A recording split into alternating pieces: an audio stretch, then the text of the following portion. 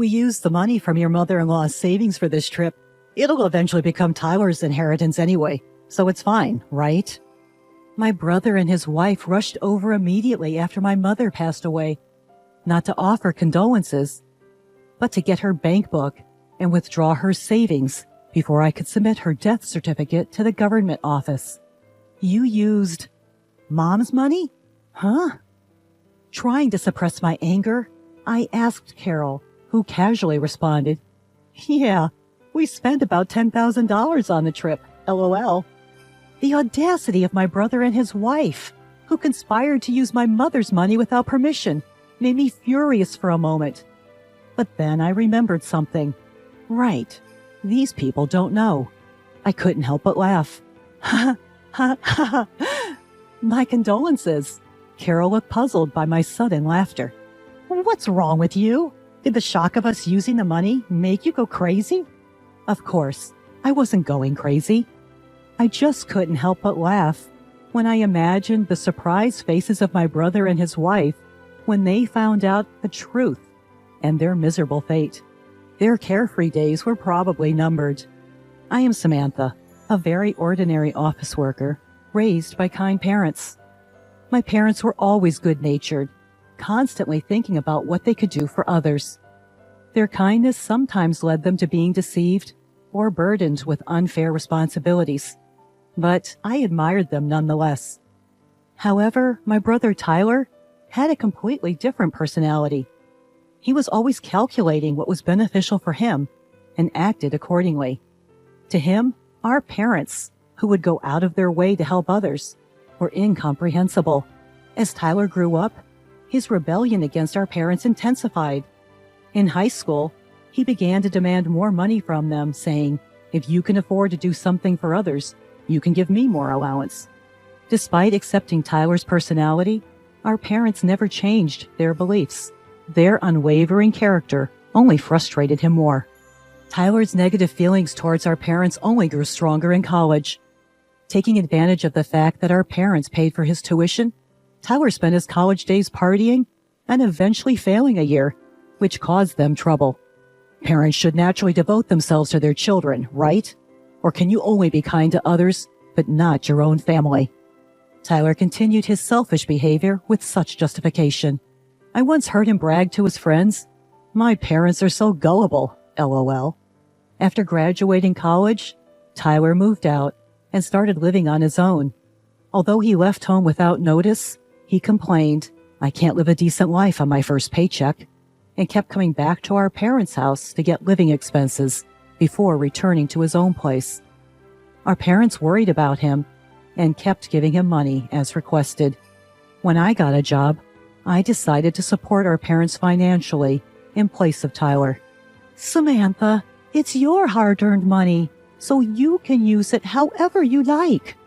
Although my parents said this, I wanted to help them, so I continued to give them money as if it were their grocery expenses. This lifestyle continued for several years, and Tyler, who only showed up to ask for money, unusually invited me and our parents to a restaurant to talk.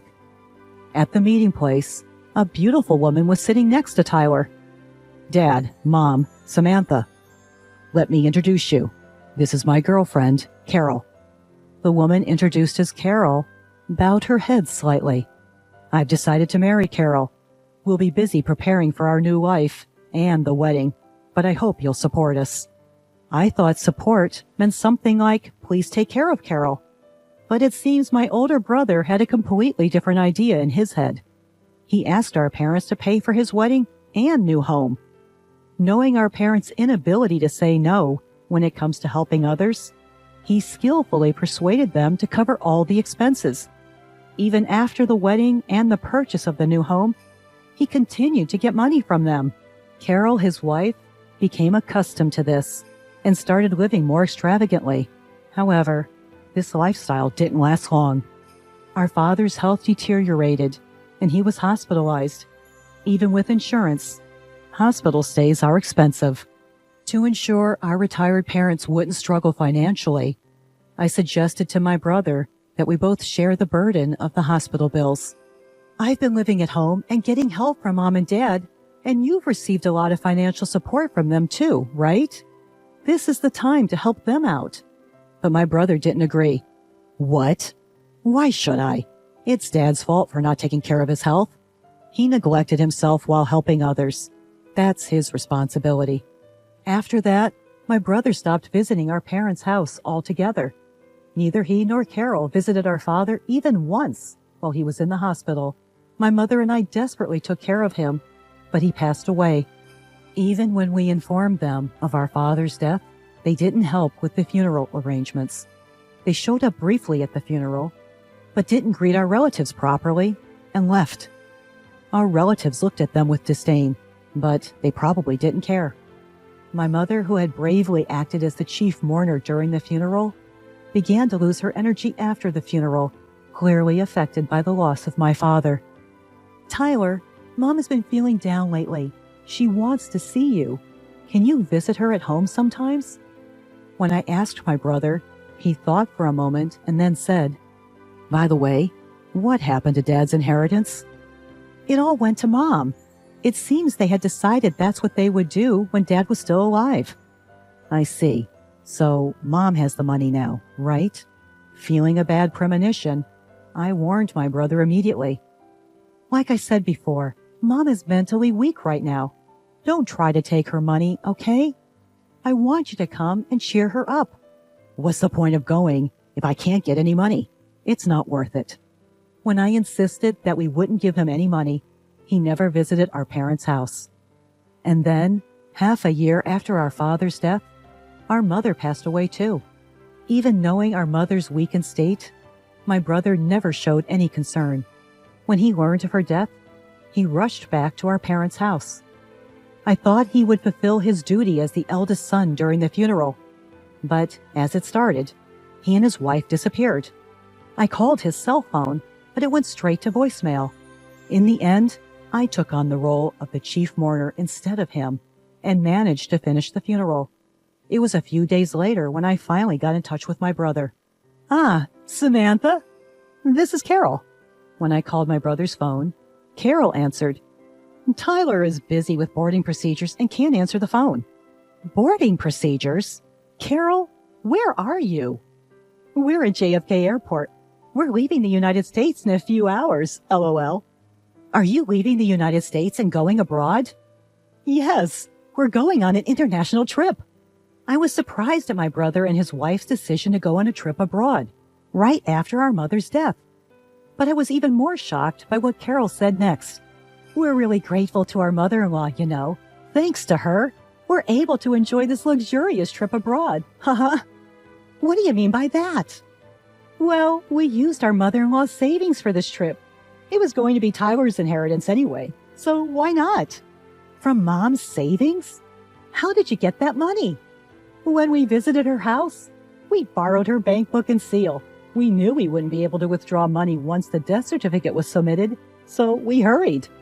The real reason they rushed to our mom's house after her death was to get the bank book and withdraw the money before I submitted the death certificate.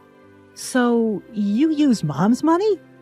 Trying to suppress my anger, I asked Carol, and she casually replied, "Yes, we already spent $10,000 on the trip expenses. It's a good thing Tyler's plan worked out." For a moment, I was furious at the audacity of my brother and his wife for using our mom's money without permission. But then I remembered something. That's right. They don't know. I couldn't help but laugh. Serves you right." Confused by my sudden laughter, Carol asked, "What's wrong with you? Did the shock of us using the money make you lose your mind?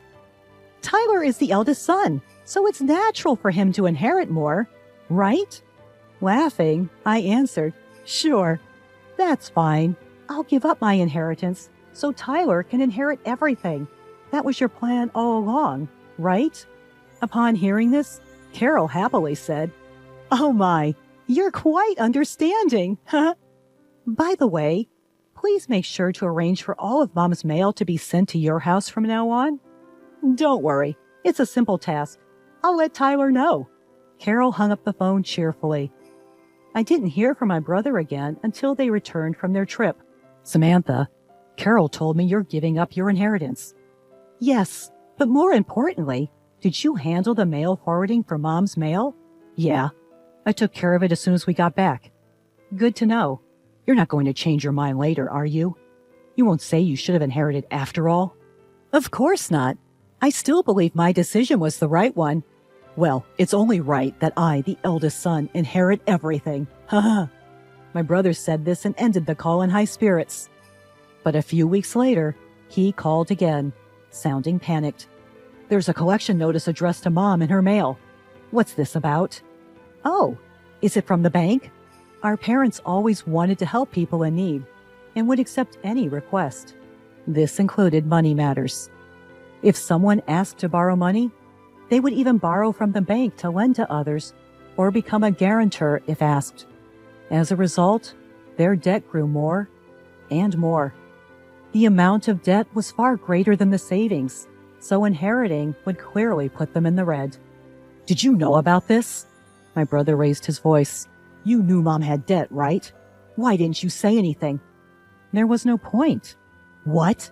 You're saying it's meaningless? You knew about the debt, so you gave up your inheritance, right? If I had known, I would have given it up too. That's impossible. Why the hell is it impossible? Tyler, you took money from Mom's bank account to go on vacation, didn't you? So what? What does that have to do with giving up the inheritance? It's a big deal. What you did is considered a simple acceptance of the inheritance. Simple? What does that mean? Explain it so I can understand. I explained to my brother that by withdrawing money from our deceased family member's account for his own use before the inheritance process, it was seen as a simple acceptance of the inheritance. I've never heard of such a thing. Of course not, huh?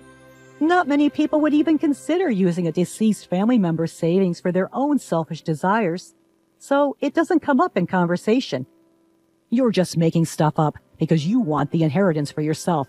I have a lawyer friend, you know. They'll find out if you're lying. My brother hung up the phone and apparently told his lawyer friend what I had said.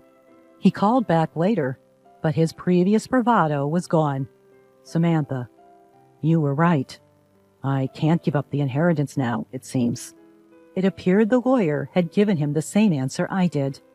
Finally, my brother realized he had inherited the debt. He had always begged our parents for money, never knowing they were accumulating debt behind the scenes.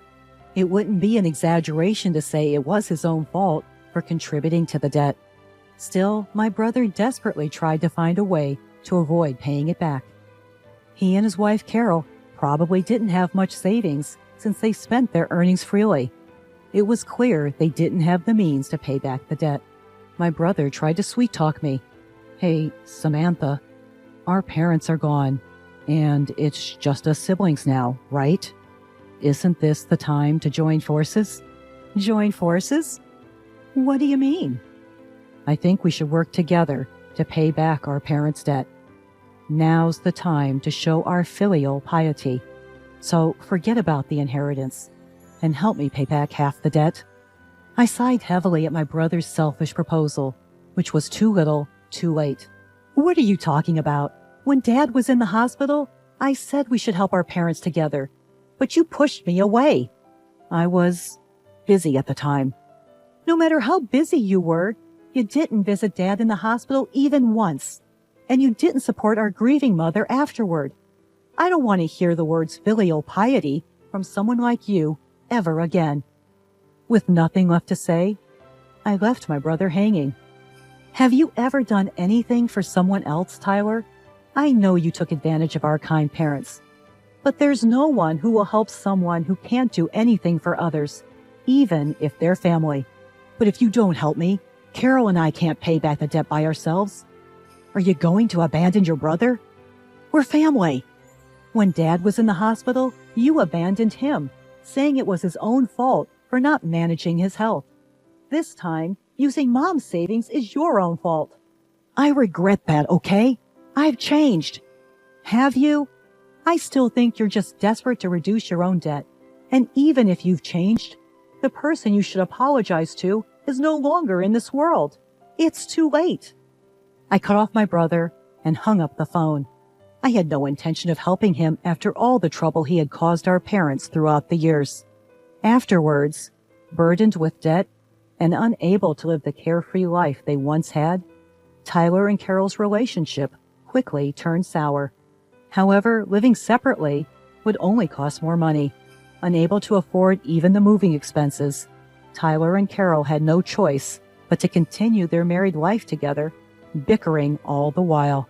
At first, they tried to save money and pay off the debt little by little from their salaries, but it didn't last long.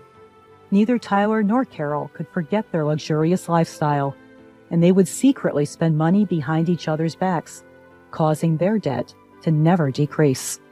As a result, they blamed each other for their inability to reduce the debt, further damaging their relationship. Their marriage continued to crumble in this vicious cycle. On the other hand, I finally found the time to properly mourn our parents. I remembered how, during our parents' funeral, countless attendees tearfully expressed their gratitude for the help our parents had provided them when they were in need. Realizing how many people our parents had helped made me feel even more proud of them. It was ironic that my brother, who had never shown any gratitude and had always caused trouble for our parents, ended up shouldering the debt that resulted from their acts of kindness. Even though they were drowning in debt, I still admired our parents for never giving up on helping others. With these thoughts in mind, I continued to pay my respects to our parents at the family altar every day.